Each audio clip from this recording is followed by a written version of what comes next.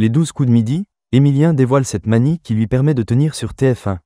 Depuis quelques mois maintenant, Émilien est devenu le plus grand maître de midi dans l'émission Les 12 coups de midi. Le jeune homme a aujourd'hui quasiment tous les records à son actif.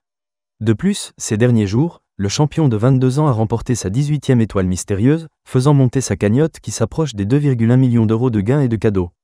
Alors qu'Émilien sera de retour pour essayer de garder son étoile ce lundi 17 février 2025, plein feu sur les habitudes qu'il a créées au fil des semaines.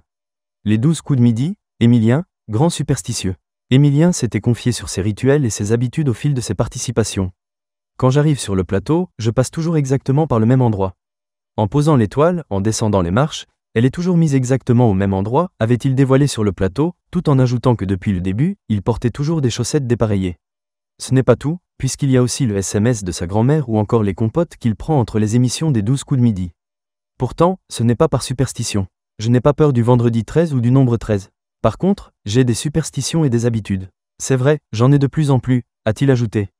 Les 12 coups de midi, des habitudes, doudou.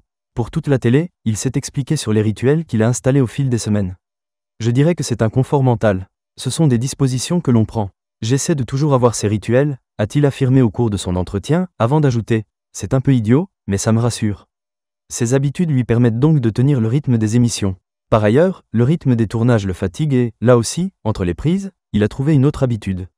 J'avoue que quand j'ai une journée de repos, je l'utilise pour le repos, justement, et je dors beaucoup. Beaucoup, a-t-il souligné. La fatigue va-t-elle être le talon d'Achille d'Émilien ?